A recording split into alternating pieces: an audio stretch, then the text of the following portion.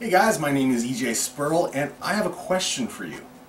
Are we living in an era where scientific advancement is nowhere near as important as the fashion choices of the scientists making said advancements? Let's take a look on today's trigger warning.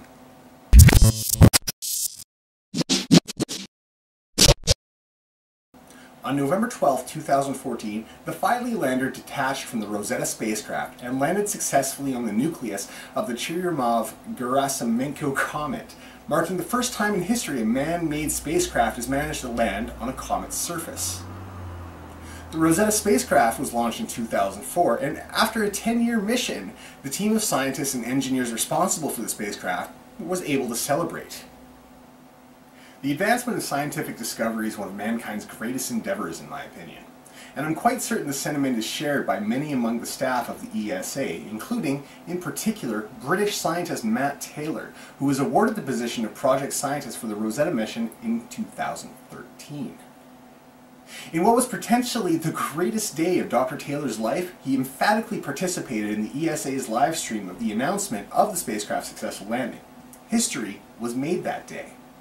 But the advancement of scientific knowledge was not the story of the day, it seems. What should have been a day for celebration for him and his colleagues was overshadowed by something far more heinous and newsworthy: his fashion choices. That's right, Dr. Taylor chose to wear a Hawaiian-style shirt that featured a number of scantily clad comic book girls during the announcement. Certain elements in the media, bored by such trivialities as the advancement of science, instead decided unilaterally that the real story was not the 10-year mission, the $1.8 billion spent on it, or the culmination of the hard work of dozens of scientists and engineers, but rather a Hawaiian shirt that could be purchased online for $45.95. And yes, they were serious. This rhetoric came from a number of different directions. Chris Plant of The Verge's headline read, "I don't care if you landed a spacecraft on a comet, your shirt is sexist and ostracizing." Other voices said it was things like the shirt that was keeping women out of science. The end result? Dr. Taylor, clearly browbeaten and upset over the whole debacle, not only apologized, but actually broke down and cried over it on a live stream. And so began ShirtStorm, which has caused an uproar in the scientific community, the feminist community, and even those who bear a passing interest in either. The opinions are largely divided from women in STEM. I've seen a number of women in STEM fields speak out in support of Dr. Taylor with statements like, "If this shirt is what's keeping you out of STEM, then you have no business being in it," on one side. And on the other side saying things like, "It's precisely this kind of everyday sexism that is alienating women from STEM fields."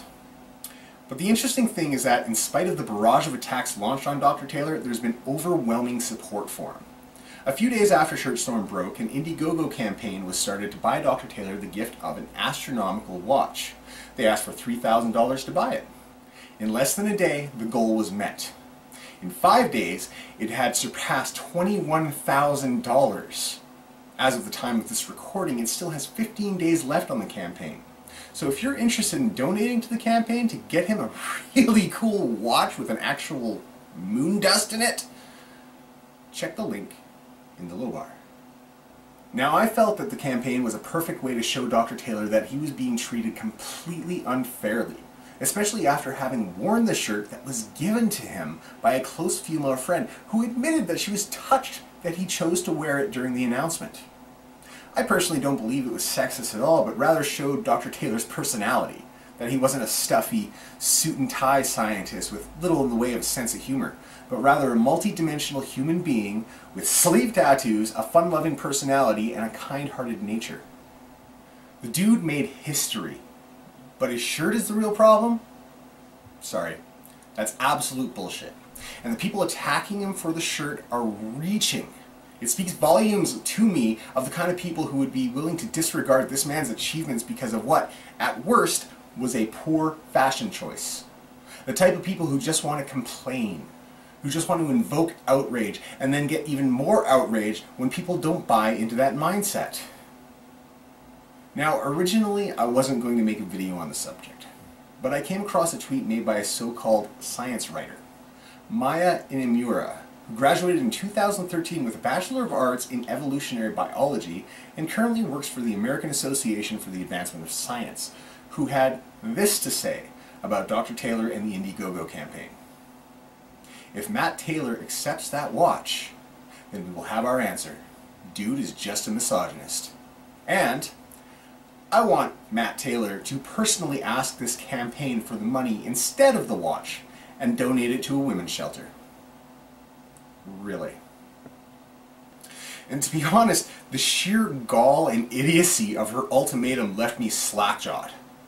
Miss Inimura, you have clearly displayed through your insistence that Indiegogo cancel the campaign and demanding that Matt Taylor refuse a gift offered to him by his supporters that you have zero interest in the advancement of science. None whatsoever. Your comments and statements are inflammatory and have no basis in reality. And I'm certain that you'll be happy to call me a misogynist for saying so. You know why? Because it's easier to twist words and gestures around to suit your own personal brand of politics than it is to accept that there are people out there who honestly appreciate Matt Taylor's contributions to science and wish to show him that. And if you think it's reasonable to issue an ultimatum like that if he accepts the gift that people generously are donating to him, a campaign that, I might remind you, was started by a woman, that automatically makes him a misogynist? No. That's not how reality works, Miss Inimura. If he chooses instead to donate the money to a charity, I think he should be allowed to. But a charity of his choosing, for his reasons, and not yours. You don't like it when people try to call the shots in your life, but you seem perfectly happy to call the shots on someone else's choices through emotional blackmail and social media extortion. In my views, that makes you a horrible person. And that has nothing to do with your gender. So go ahead and call him a misogynist if you think you're truly justified in it. You'll likely get support for it. But you'll also receive a lot of backlash because the statements that someone makes publicly are open for criticism. And if men are unable to use their gender as a shield for criticism, then neither are you. And so I encourage everyone to check out the Indiegogo campaign for Dr. Taylor. And if he decides that he would rather donate that money to charity, I think we should respect that. But Dr. Taylor, if you're watching this, don't let the bullies dictate what you do. You've been doing just fine so far, and it's not your fault that they decided to take a cheap shot at you.